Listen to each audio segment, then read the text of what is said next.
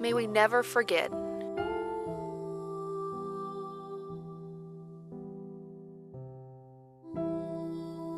A soul on a path of hope.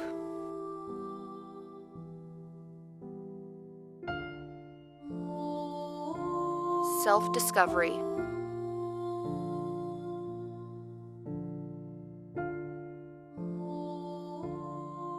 Salvation received.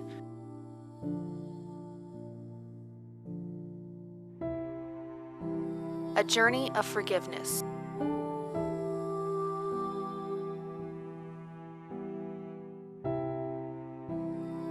A new beginning that came with an end. It has been said, life is not about waiting for the storm to pass, but learning to dance in the rain. That is what Christopher Thomas Taylor believed, and this is his story.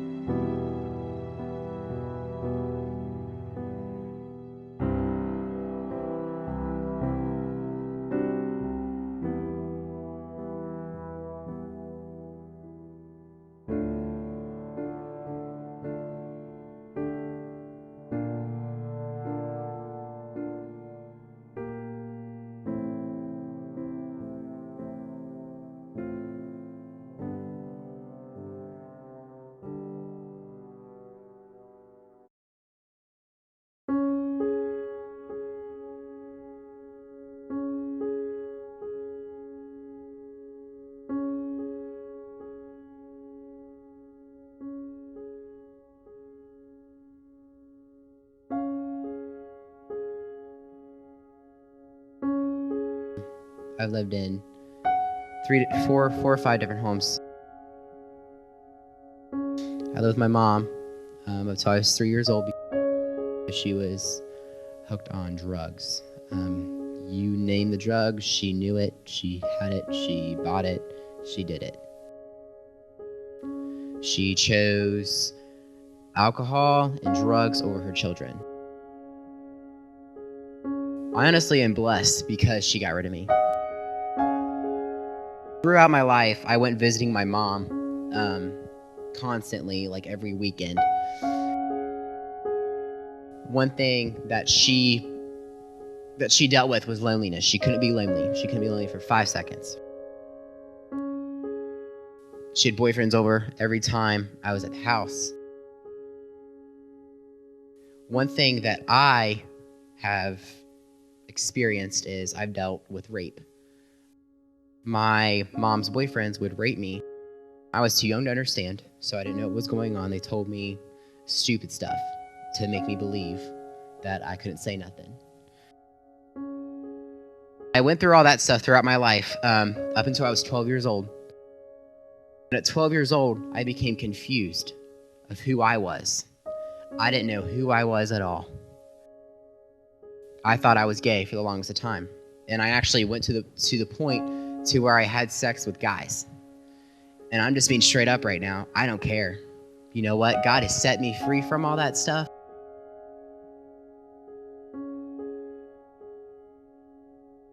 I guess she was my babysitter. Like, she owned the daycare, and I lived with her up till I was 14 years old.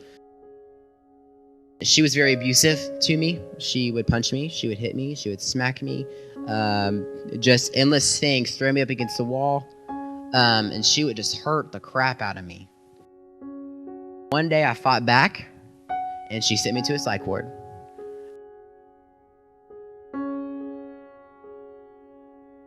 So I went to live with my youth minister, is what it's called, what he was called at the time. I went to live with him because I was involved in church for a little bit. I went to live with him, and they took him and his wife and their 3-year-old boy. They took me in, and I was just angry. I was just flat out angry. Um, I would cuss at them. I would scream at them in front of their 3-year-old kid.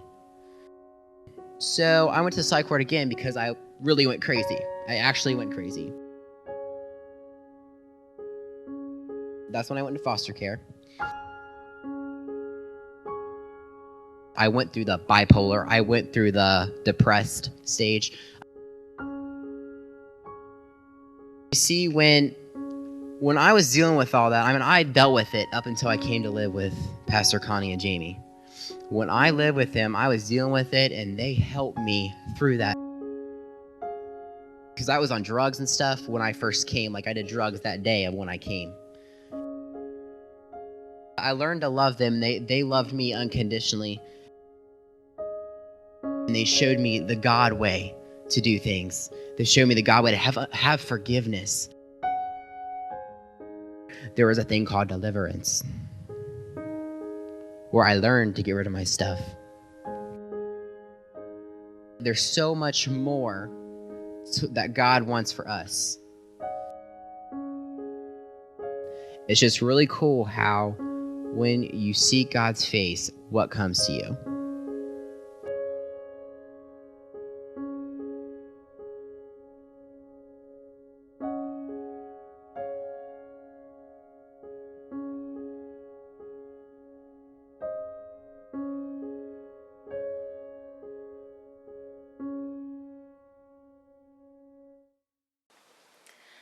When Chris first came here, it was kind of an exciting time because I had just gotten back from the Philippines. And when the call came for us to take Chris, I was actually out of town, and James decided to take him, but not until I came back. So he came on November 3rd, 2008. It was a Monday. He was a little off kilter of why he was here because he was in a previous home that not a lot of information had been given to him, and he was pulled pretty suddenly to come here. So when he got here, he was a little confused because he first didn't understand why he was taken out of the home he was in, even though he was not happy there. And then when he got here, seeing all of the kids, seeing the home, he was a little taken back, a little withdrawn. That's typical though when we receive kids. And we were excited because my kids had not seen me for 10 days, so the home itself was very exciting and very enthused. And then Chris came in. At that time I had some other teenagers. You've seen a lot of insecurity rise up on Chris when he came because I had 2 other teenage boys at that time. So he was a little taken back, a little withdrawn. When walls started to fall in Chris, and he became part of the family. He accepted us as family. We were mom and dad. Caleb, Nina, Josh, Seth, Destiny were brothers and sisters. He was so comical. We had so many good times. We often have family nights in our home where Friday or Saturday night or any night that we choose. Snow nights. Snow nights especially. We'll come together and we'll do movies and games, and we don't fix dinner. We have a bunch of junk food. Chris looked forward to those nights, and we so often would play pranks on Chris, jokes on Chris.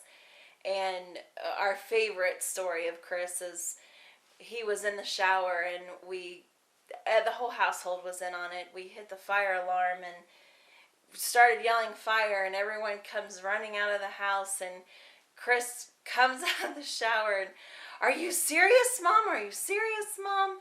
He was just panicked because everything was so dramatic with Chris. Everything was so intense.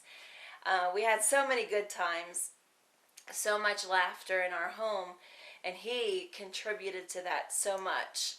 And his laughter is so missed at the dinner table. Those are significant times for our family. That's when we communicate. That's when we reconnect. That's when we talk about what kind of days we've had or what kind of week lies ahead. Chris was so in tune with those times with the siblings, with us. he was such a help around the house. He truly blossomed into a young man that took responsibility as the oldest sibling, as the oldest brother, the big brother.